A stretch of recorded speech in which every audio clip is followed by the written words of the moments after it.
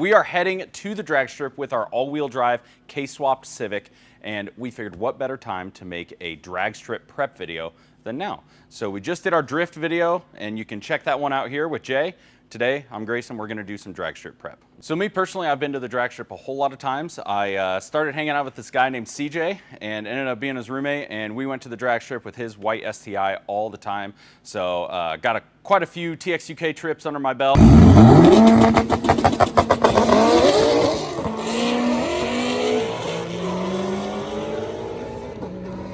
So I feel like I'm somewhat qualified to talk about this, because when you're going to an event like that, you have to make sure you have everything that you're gonna need, or else you're gonna end up going to the parts store about every day of your event. So first things first, let's get into tools.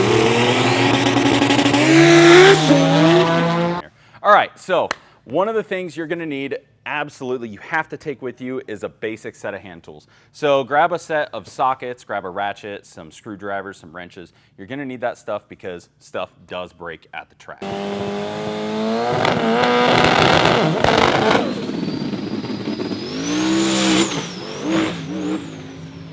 And I like to take my little Milwaukee pack out here. When we're going on a really long trip, I'll just pack up my entire cart. But really the majority that you're gonna need, like I said, just basic hand tools. Grab a torque wrench, grab an impact, tape, some zip ties, you know, the normal stuff that, you know, quick track day bandages, you know what I mean? Some other tools people don't think about, lights, especially if it's a multi-day event that you're doing, you're gonna want some work lights, because if you're working on something broken, it's gonna get dark.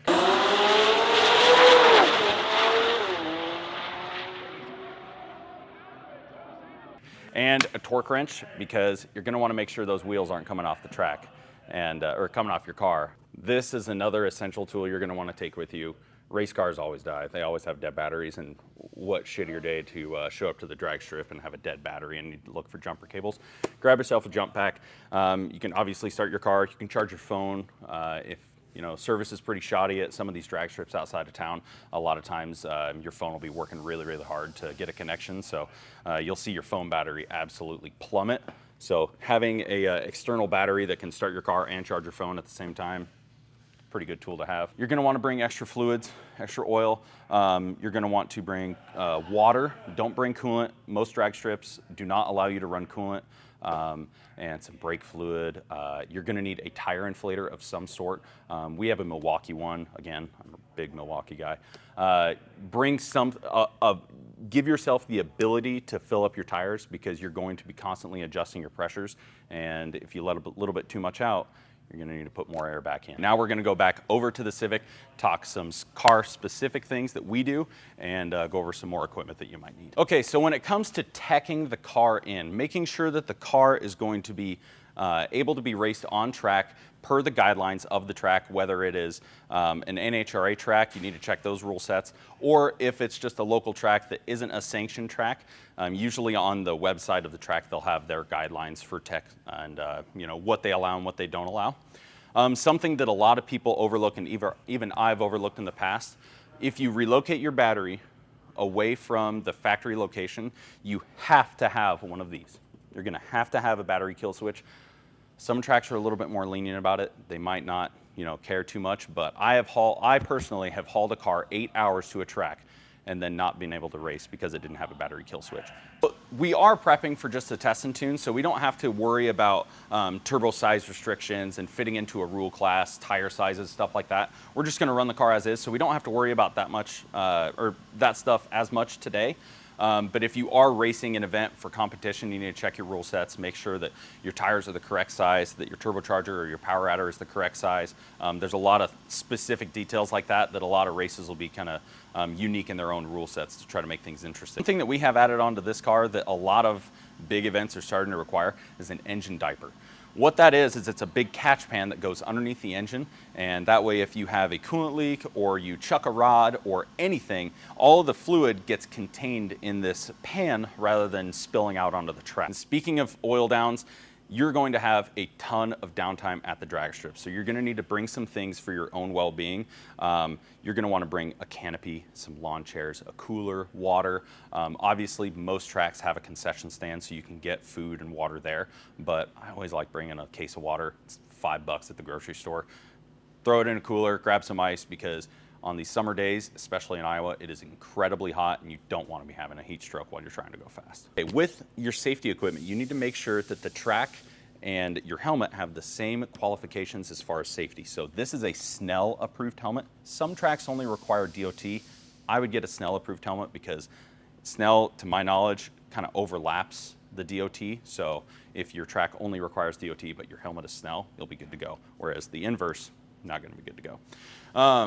You need to have at least a fire jacket and you need to have pants. You can't be out here drag racing in a t-shirt and shorts, at least not to my knowledge. I've never seen that before. And you have to have closed-toed shoes. You can't be out here racing in flip-flops. Other thing you're gonna need to bring is fuel. Now, whether your car runs on 91 pump fuel or a strict race gas, always bring extra fuel. Surprised how much you go through in a track day. You're going drag racing, you don't need a ton of fuel. I would bring at minimum a VP can that's completely full of whatever fuel that you're using. We run ethanol, so we have a bunch of Ignite racing fuel here in stock all the time.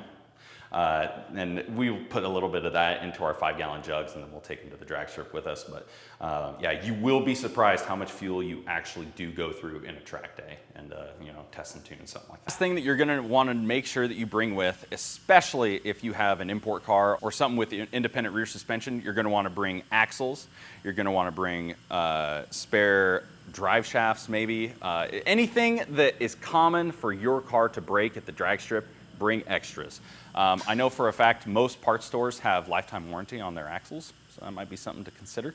But bring spare parts, bring gaskets, RTV, sealant, anything. Just Google what is common for your car to break at the drag strip and go grab that. I cannot tell you how many rear axles I've replaced sitting in the dirt pits of Texas. Do not forget to bring a floor jack and jack stands because you're gonna be taking the wheels off your car at some point, whether you're swapping tires or swapping axles or doing whatever. One of the first things that you're gonna have to take off when you're working on your car at the drag strip is the wheels. Obviously, depending on how far out of town you are and how big the event is. If you're just going to a test and tune, most of the time if something breaks, you just take it home.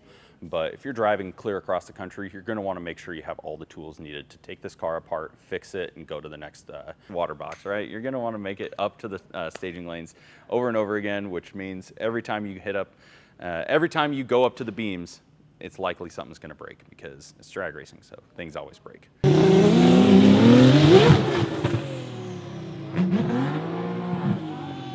All right, and if you're just going to watch, just go to hang out at the drag strip, like I said earlier, bring a lawn chair, bring a canopy, bring plenty of water, make sure you're staying hydrated, bring a little cash for the concession stand, and I really like doing dollar bets on the sidelines. That's a fun time, you know, if you don't know what's going up, you just see, I'll call right lane, I'll take left lane. Doing dollar bets like that, it's a ton of fun. It's, you know, easy way to pass the time, but you're gonna have downtime at the drag strip. People break, there's oil downs, you're gonna have, you know, I've sat and waited for the next pass for 2 hours before because a car oiled down the entire track. So you're gonna have downtime. So just kind of keep that in mind, you know, when you're packing. Make sure you bring some entertainment. If you're taking kids, bring the iPad, bring the Switch, you know, do whatever you gotta do because it is gonna get boring for some periods of time. As far as drag strip etiquette, don't double beam, do courtesy staging.